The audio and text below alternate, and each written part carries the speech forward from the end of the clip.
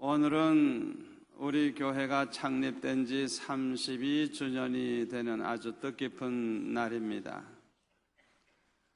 그동안 축복해 주신 하나님께 모든 영광을 돌립니다.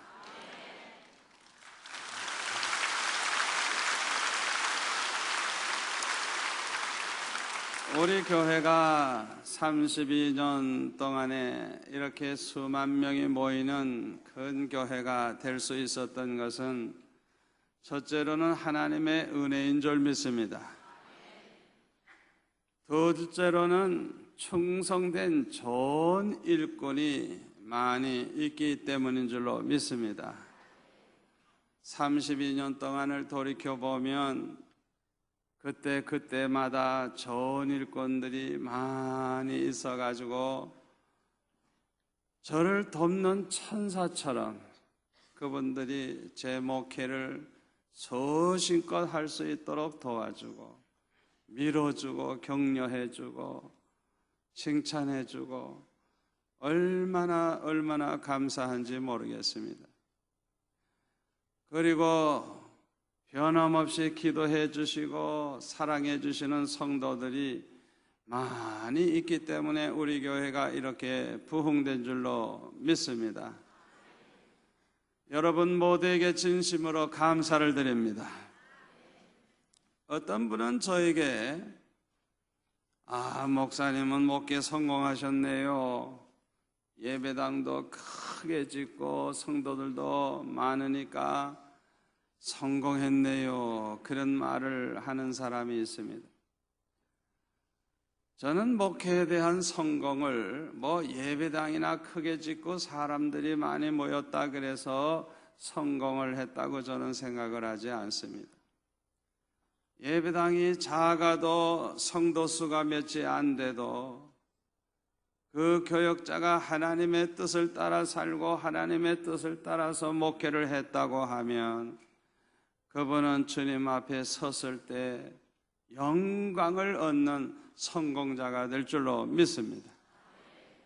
그러나 이와 반대로 아무리 성전이 크고 성도들이 수십만 명씩 나온다고 할지라도 하나님의 뜻대로 살지 않고 하나님의 뜻대로 목회를 하지 않았다고 하면 그는 실패자라고 저는 믿습니다.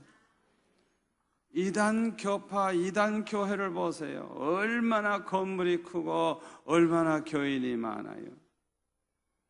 중요한 것은 우리가 하나님의 뜻대로 사는 것입니다. 아멘. 마태복음 7장 21절에 보면 예수님이 말씀하시기를 나더러 주여 주여 하는 자마다 천국에 들어갈 것이 아니요 다만 하늘에 계신 내 아버지의 뜻대로 행하는 자라야 들어가리라. 그날에 많은 사람이 나더러 이르되 주여 주여 우리가 주의 이름으로 선지자 노릇하며 주의 이름으로 귀신을 쫓아내며 주의 이름으로 많은 권능을 행하지 아니하였나이까 하리니 그때에 내가 그들에게 밝히 말하되 내가 너희를 도무지 알지 못하니 불법을 행하는 자들아 내게서 떠나가라 하리라. 주의 이름으로 선지자 노릇하면 뭐합니까? 귀신을 막 쫓아내고 많은 권능을 행하면 뭐합니까? 하나님의 뜻대로 행하지 아니하고 불법을 행한 자들은 주님이 난 널 모른다. 넌 나와 상관이 없다. 주님이 그렇게 말씀하신다는 거예요. 얼마나 두렵고 떨리는 말씀입니까? 우리 모든 교역자들은 이 말씀을 명심해야 될 줄로 믿습니다. 저는 이 말씀을 생각할 때마다 하나님 앞에 저는 이렇게 기도하지 않을 수가 없었어요. 아버지, 내 소원은 아버지 뜻대로 사는 게 내 소원입니다. 아버지 뜻을 좀 가르쳐 주세요. 말씀 좀 해주세요. 나는 무조건 순종하겠습니다.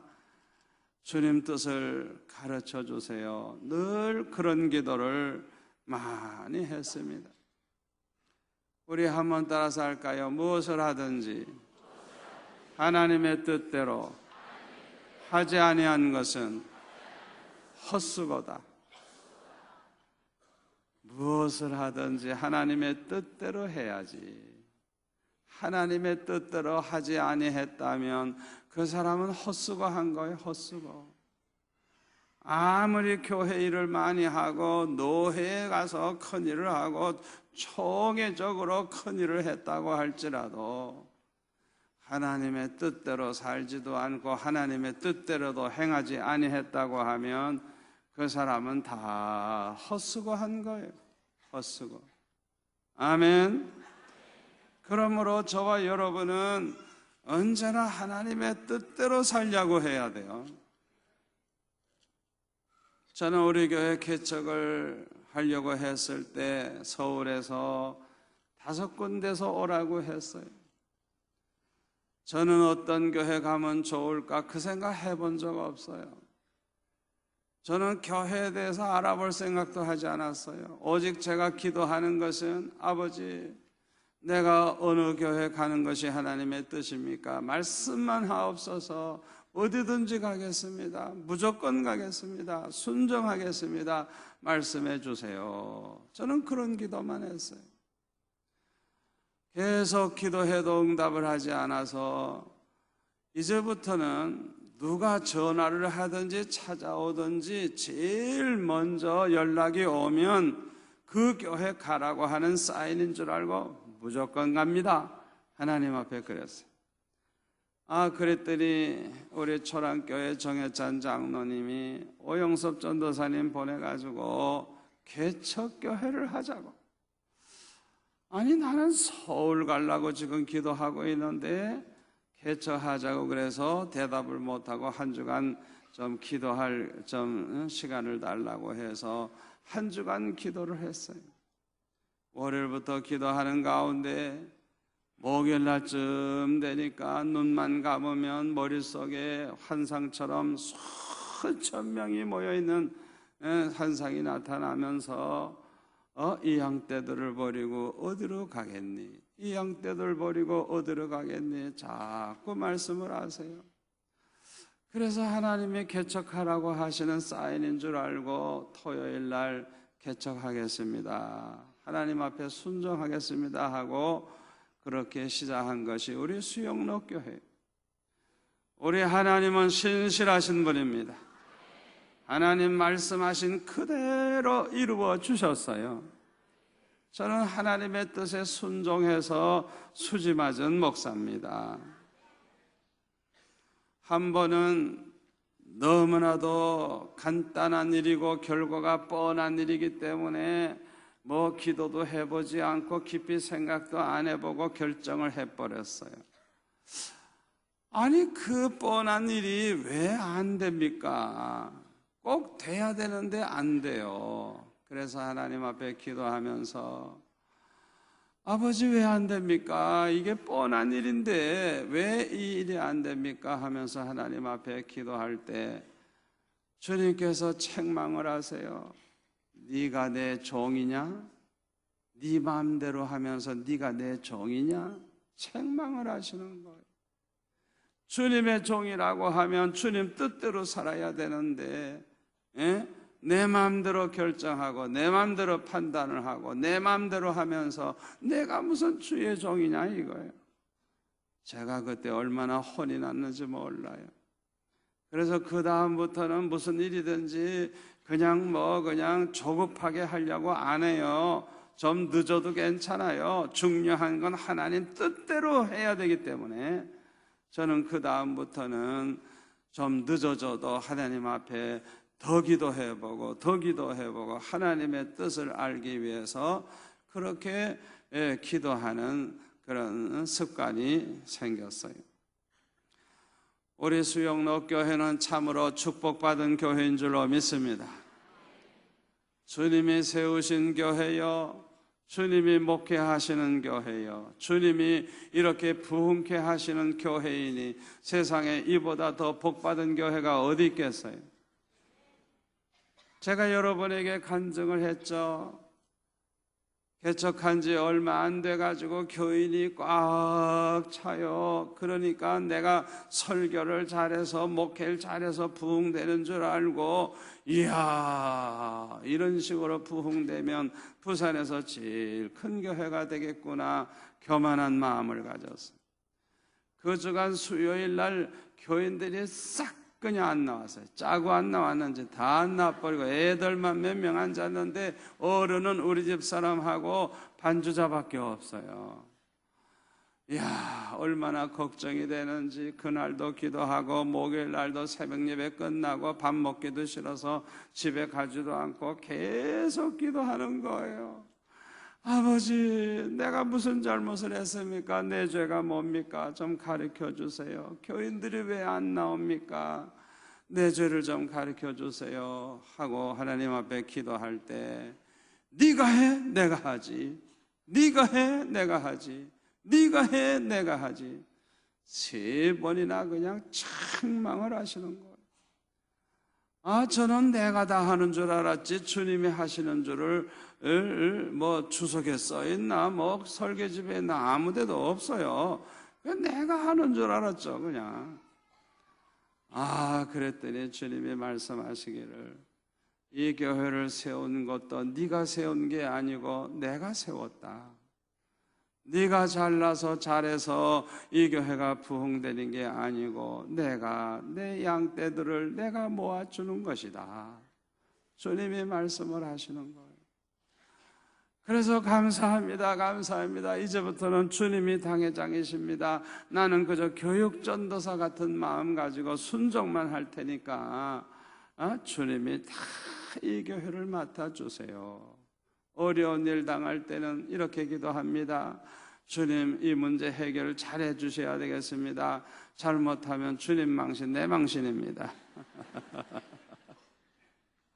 어느 주일 저녁에 보니까 뒷자리가 너무 비었어요. 그래서 예배인도 하면서 기도하기를 주님 신방 좀 하세요. 신방. 누가 나 같은 목사 설교 들으러 오겠습니까? 매출하기 몰아오듯이 좀 몰아오세요. 속으로 기도하는 거예요. 앞에 앉아 계신 집사님이 대표 기도하고 나니까 아멘 소리와 함께 뒷문이 열리는데 그날따라 지각생이 왜 그렇게 많은지 우르르 몰려 들어오는데 뒷자리가 꽉 차더라고요. 그래서 주님 수고하셨습니다. 저는 목회를 그렇게 해요. 그러니까 얼마나 행복한지 몰라요. 주님이 어떻게 해주시는지 그걸 눈으로 보면서 32년 동안 이렇게 지나오면서 볼 때 얼마나 간증거리가 많은지 너무너무 감사해요. 한 번은 속을 썩이는 집사가 있어가지고 그 집사를 내버려 두면 안 되겠다 싶어가지고 밤새도록 기도하면서 아버지 날 불러가시든지 그 집사를 불러가시든지 오늘 밤 둘 중에 하나 택하십시오. 나를 다른 교회로 보내주시든지 그 집사를 내쫓아 주시든지 둘 중에 하나 택하십시오. 밤새도록 그냥 울부짖었어요. 새벽녘이 되니까 네가 문제다. 갑자기 그냥 책망하는 음성이 들려오는데 네가 문제라고. 그 순간에 저는 내 문제가 뭔지도 나는 모르는 죄인 아닙니까? 그러니까 그냥 아버지 나는 내 문제가 뭔지도 모르는 죄인입니다. 용서해 주세요 하면서 막 울면서 기도하니까 우리 주님이 말씀하시기를 나는 너를 붙잡고 일을 하고 있지 내가 그 집사를 붙잡고 일을 하고 있는 게 아니다. 그 집사는 너에게 맡긴 양일 뿐이다. 부흥되는 것도 너에게 달렸고 안 되는 것도 너에게 달렸느니라. 내가 너를 붙잡고 일하기 때문에 네가 문제니라. 주님이 그렇게 말씀을 하셨어요.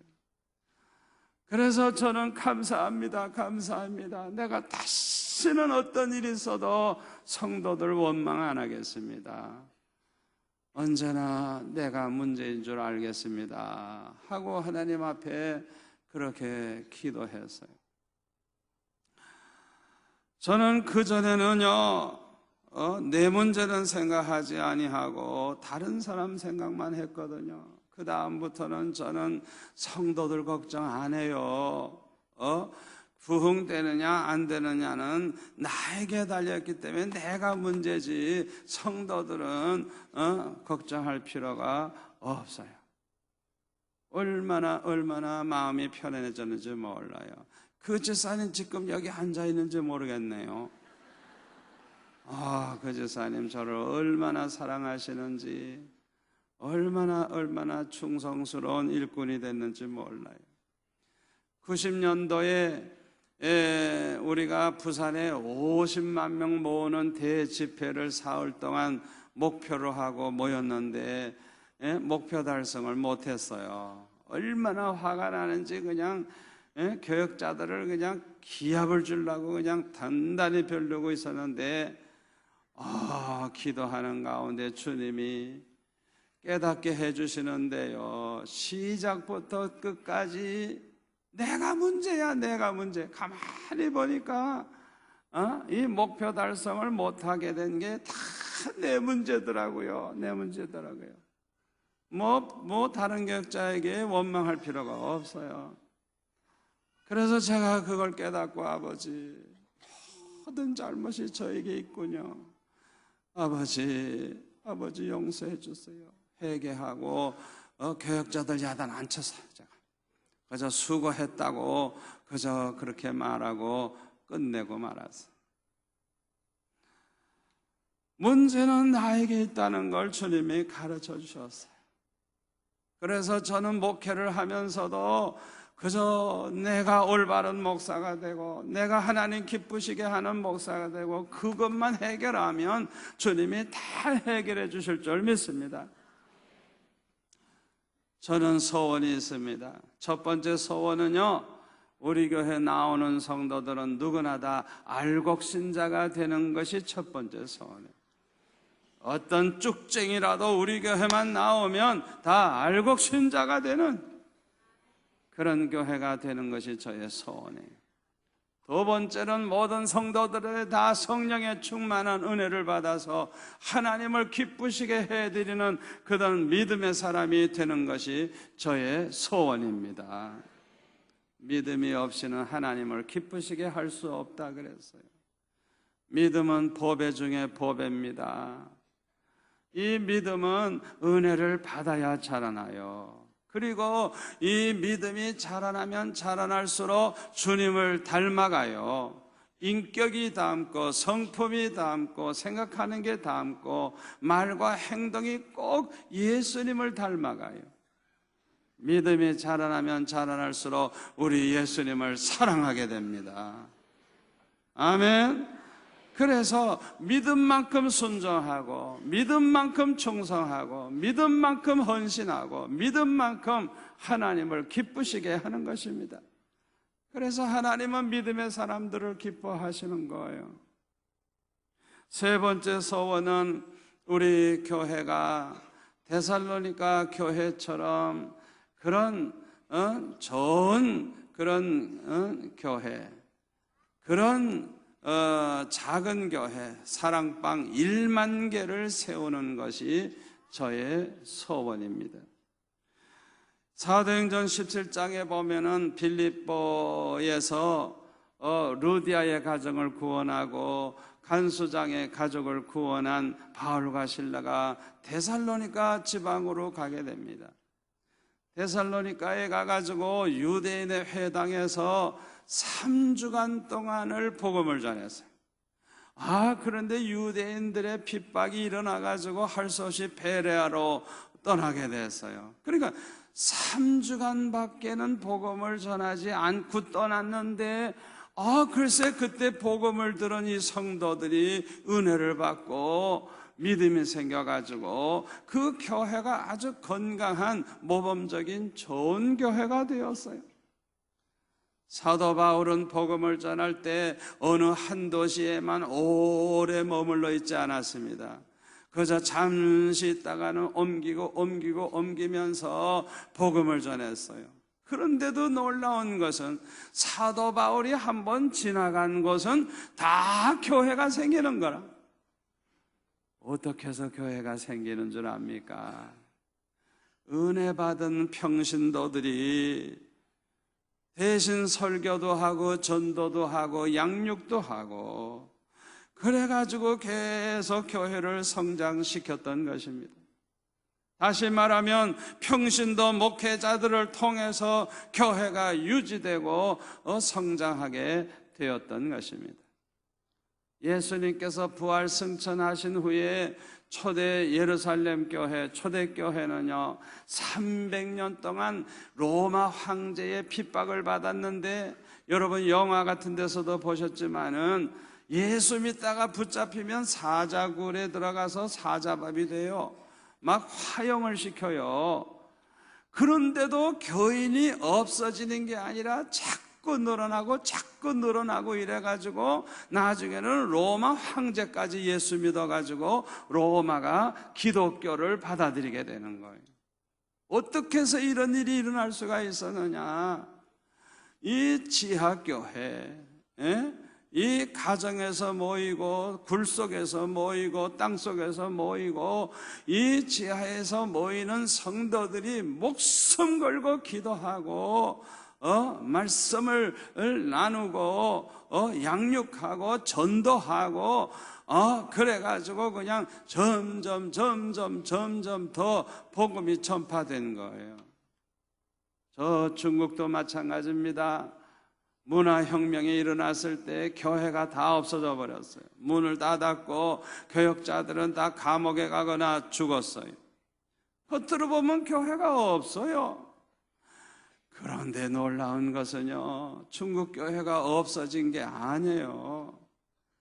소위 지하교회, 이 가정교회에서 성도들이 몇 명씩 모여가지고 기도하고 말씀을 전하고 양육하고 전도하고 해가지고 문화혁명이 끝나고 나서 나중에 개방해보니까 교회가 없어진 게 아니라 몇 배로 더 부흥되어 있었어요.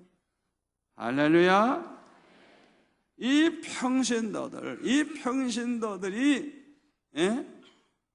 목숨 걸고 기도하고 목숨 걸고 신앙을 지키고 목숨 걸고 이렇게 말씀을 나누고 전하는 가운데 이런 역사가 일어난 것입니다. 우리 교회는 지금 약 2,000개의 사랑방이 있습니다. 일종의 작은 교회가 2,000개나 있는 거예요. 저는 이 사랑방 목자는 그 평신도 목회자라고 저는 생각합니다. 이 사랑방이 계속 부흥이 돼서 자꾸만 분가돼서 2개가 3개, 4개, 5개, 10개, 100개 이렇게 늘어나려고 하면 건강한 사랑방이 되어야 할 줄로 믿습니다. 건강한 사랑방의 특징이 뭔지 알아요? 구경꾼이 하나도 없어요. 모두가 다 주의 일에 열정을 가지고 헌신하는 그런 사랑방이 건강한 사랑방인 줄 믿습니다. 우리 수영로교회 성도들은 모두가 다 이 사랑방에 소속되기를 바랍니다. 여러분 잘 들으세요. 예수님 오시기 전에 이 말세에는 반드시 큰 환난과 핍박이 있습니다. 이걸 우리가 어떻게 이길 수가 있어요? 초대교회 성도들이 그 무슨 환난과 핍박 속에서도 숨어서 모이는 그 소그룹 그 모임을 통해서 승리한 것처럼 우리가 이 사랑방을 통해서 무장이 잘 되어야만 우리도 승리하게 될 줄로 믿습니다. 우리 교회 모든 사랑방은 이 데살로니가 교회와 같은 그런 사랑방이 되기를 소원합니다. 데살로니가전서 1장 2절에 보니까 사도 바울은 항상 하나님 앞에 감사하면서 기도할 때마다 이 데살로니가 교회 성도들을 기억을 했다 그랬어요. 거기 3절에 보면 이 교회는 믿음과 사랑과 소망으로 무장된 교회예요. 6절에 보면은 주를 본받은 자가 되었다 그랬고 7절에는 모든 믿는 자의 본이 되었다 그랬고 8절에 보면 믿음의 소문이 각처에 퍼졌다 그랬어요. 10절에 보니까 우리 주님의 그 재림의 날을 사모하며 기다리면서 사는 성도들이었다고 했습니다. 그래서 사도 바울이 이 데살로니가 교회 성도들을 그냥 생각만 해도 너무 좋아, 너무 좋아. 그래서 오늘 본문에 보니까 이렇게 말합니다. 우리의 소망이나 기쁨이나 자랑의 면류관이 무엇이냐? 그가 강림하실 때 우리 주 예수 앞에 너희가 아니냐? 너희는 우리의 영광이요 기쁨이니라. 그래서 데살로니가 교회는 참으로 사도 바울에게 자랑거리요 영광이요 기쁨이 되었던 것입니다. 12명 미만의 작은 교회인 이 사랑방이 데살로니가 교회와 같은 사랑방이 되고 1만 개 이상 세워지기를 소원합니다. 마지막 네 번째로 저의 소원은 열심히 복음을 전해서 부산을 성시화하고 이 민족을 복음화하는 것입니다.